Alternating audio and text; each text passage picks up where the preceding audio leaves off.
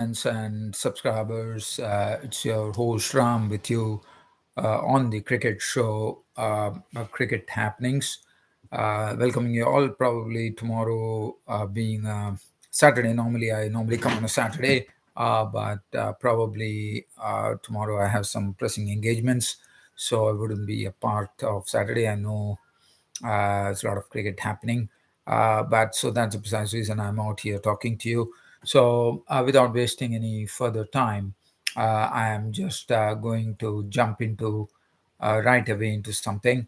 And let's talk about the first T20 match of the series that took place between India and West Indies. It's a five-match T20 series, and as we all know, that India have rested all the big names because ODIs are something which are going to be of much importance with the World Cup looming large, one could call, coming in the month of October.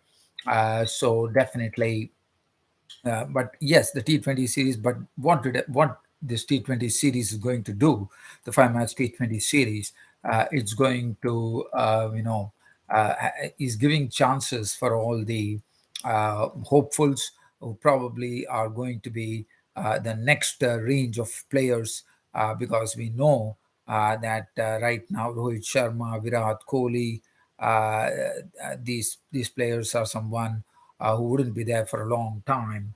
And So the first T20 match was played yesterday. India handed over the debut to a Tilak Verma, the exciting young prospect who has already done a lot in the IPL, and especially in this IPL, we saw every time he came into a crisis, he used to get the runs. And also, I have to say, on his T20 debut, Tilak Verma was very impressive. He contributed 39 runs to the good, so on his debut, and right from the word go, he was on the money. It just took him the second delivery to hit a six.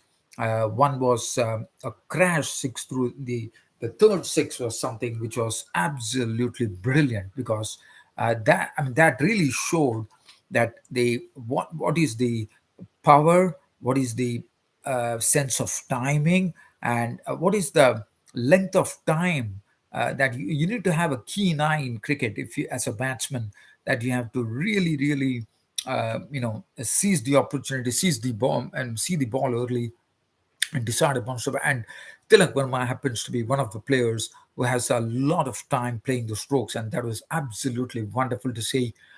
In fact, he flayed. I think if I think it was Romario Shepherd, was flayed over the cover boundary for a six, and that was stupendous according to me. So just wanted to talk about Tilak Verma. Mukesh Kumar also making his debut. Mukesh, but India. Well, also let me tell you, the bottom line was that the West Indies actually going on to win that match by 4 runs at Aruba in the first T20 match and taking a 1-0 lead in the five-match T20 series. The other debutant was Mukesh Kumar. Now, Mukesh Kumar, as you know, he made his debut. For him, this West Indies tour has been a sort of a launching pad because he made his debut in the Test matches. He made his debut in the one dayers, and now he has made a debut. So he has already been in all the three formats of the game, even though I don't think he bowled to the expectations as far as the T20 was concerned. Because if you look at his bowling figures in the T20 game against the West Indies, he was all over the place. His 3 overs costing 24. But yeah, he's a quick learner. We all know that he has definitely shown all the promises now of becoming a very good bowler for India in the future. Right. So now, just talking about this particular game, West Indians were the ones who won the match. So definitely credit to West Indies. It was a close game finally, where West Indies won the match by 4 runs.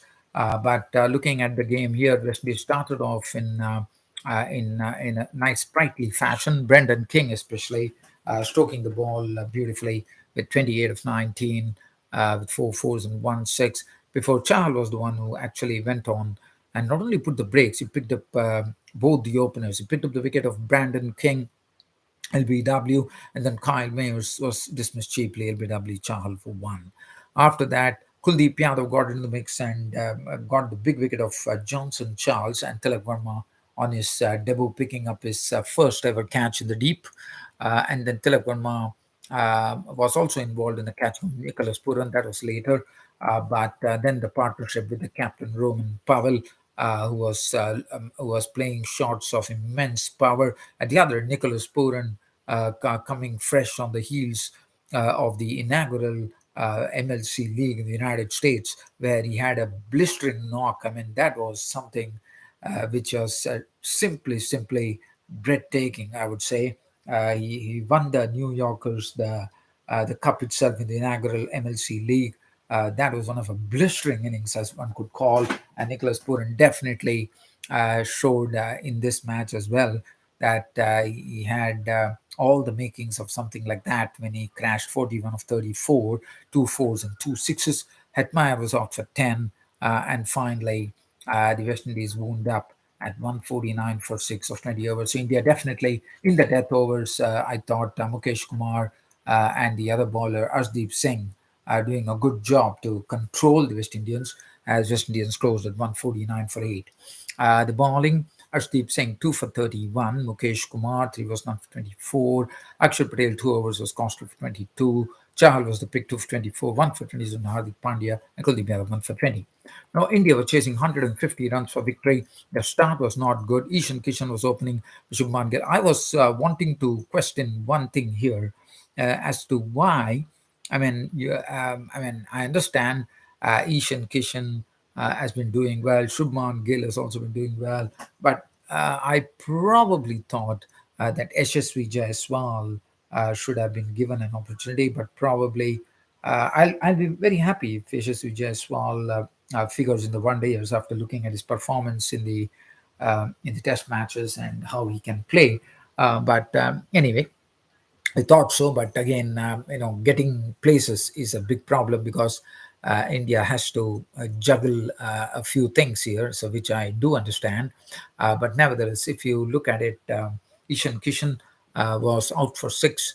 Shubman Gill could make only 3 runs. It was Akil Hussain who was bowling splendidly. I thought. If you look at his bowling analysis, 4 overs, no maiden, 1 for 17 is bowling.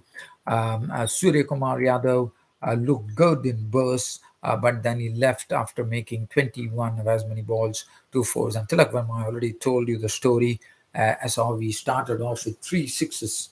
The first 3 scoring strokes were sixes of his bat, Tilak Verma, and 39 of 22, 2 fours, 3 sixes was the highlight of this Indian innings, even though it lost. But Tilak Verma is looking, I'm sure, the opposition. I mean, probably a bit early to say here because I also want to see him play against real, genuine pace to really determine. But right now, I can say that definitely for West Indies, they know that they should have a game plan against Tilak Verma because, as I said, he has all the makings of being a devastating player. The reason being, one is he's got a good eye. He's able to seize the opportunity. And besides, he has so much eye. He also keeps moving at the crease as well to put the bowlers into a quandary as well. So he has that ability and he has the power, timing. So he has all those ingredients that make one so successful. And as I said, he has been a success story for the Mumbai Indians in the Indian Premier League. So Tilak Verma, I think I can definitely say with just this one innings that he played that Tilak Verma has arrived.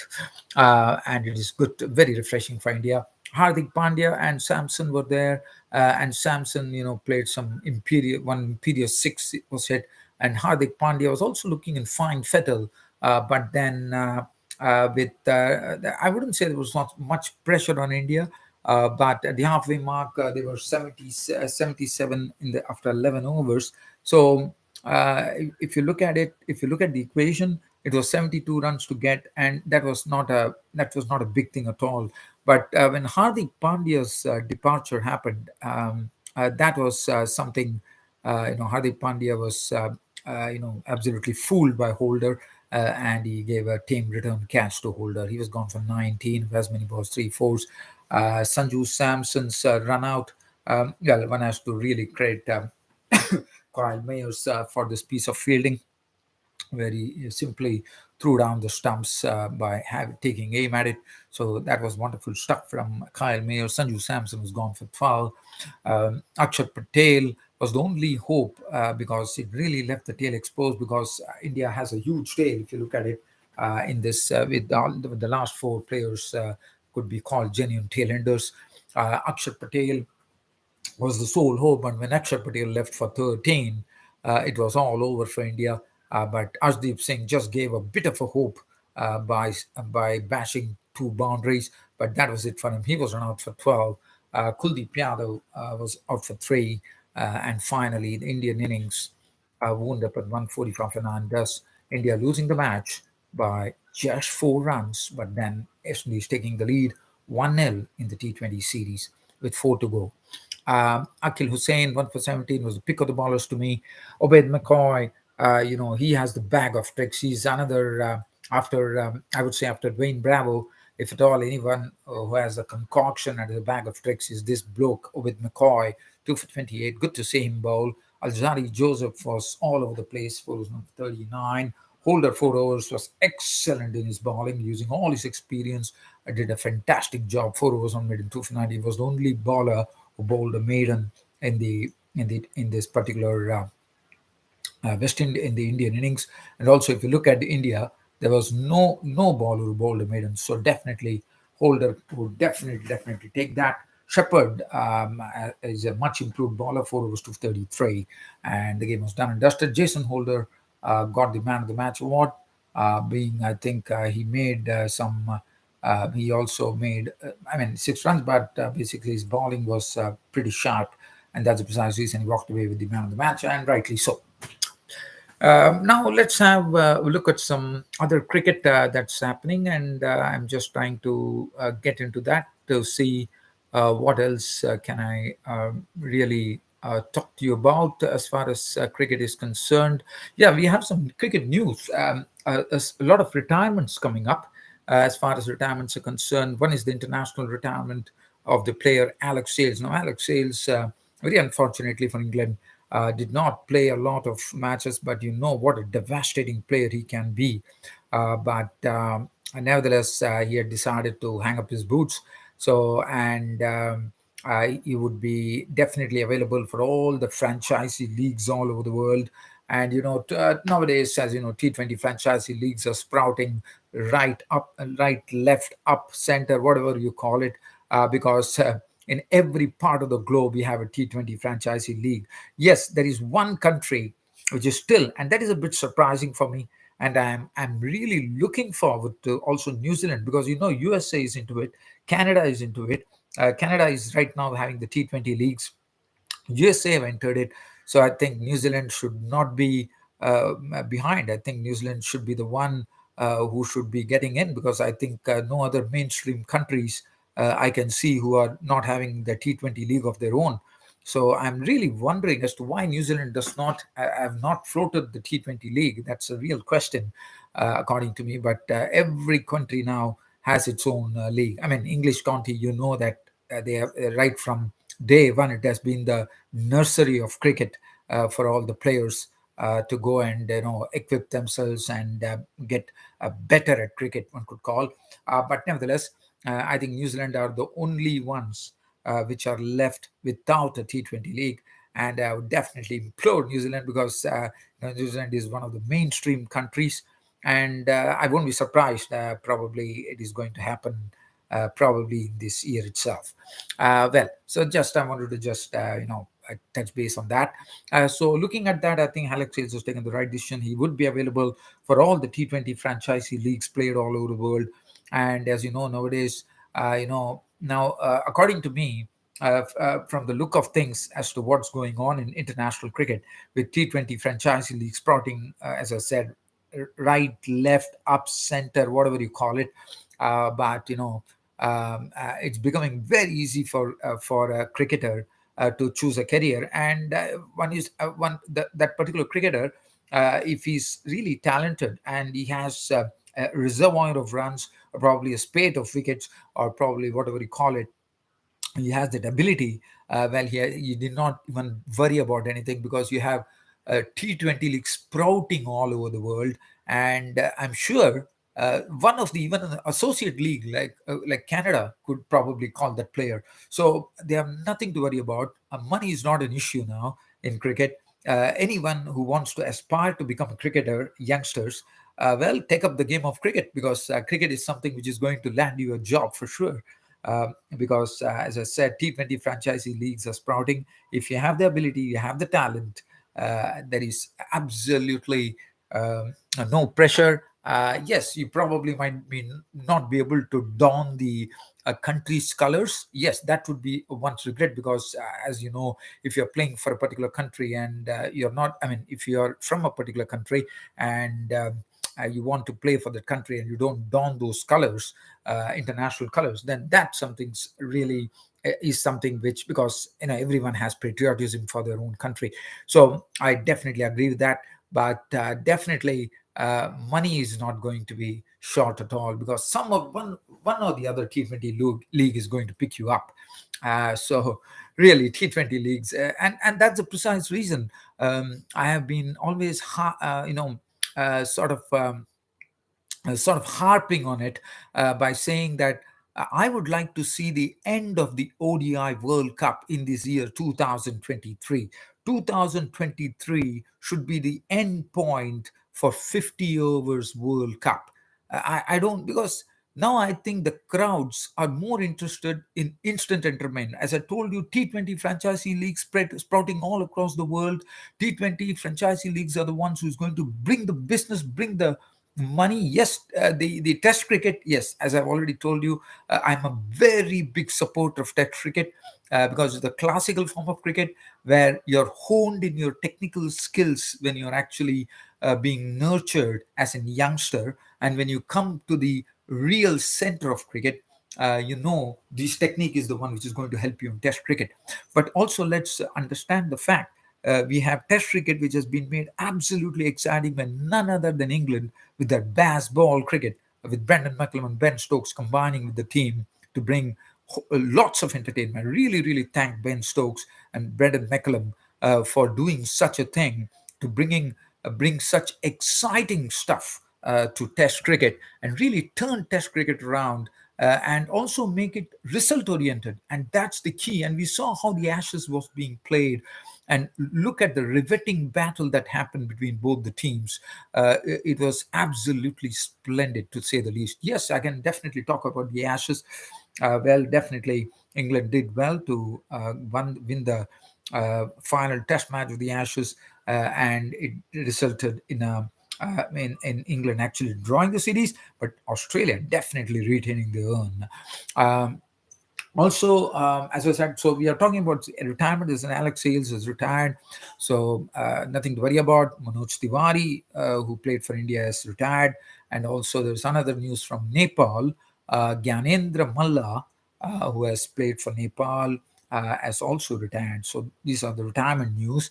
And as I said, I'm a big believer. So I think my plea, or I would tell ICC to probably hold a meeting after the ODI World Cup that happens in India this year. And I think I would love to see that there's no ODI World Cup from 2024 onwards.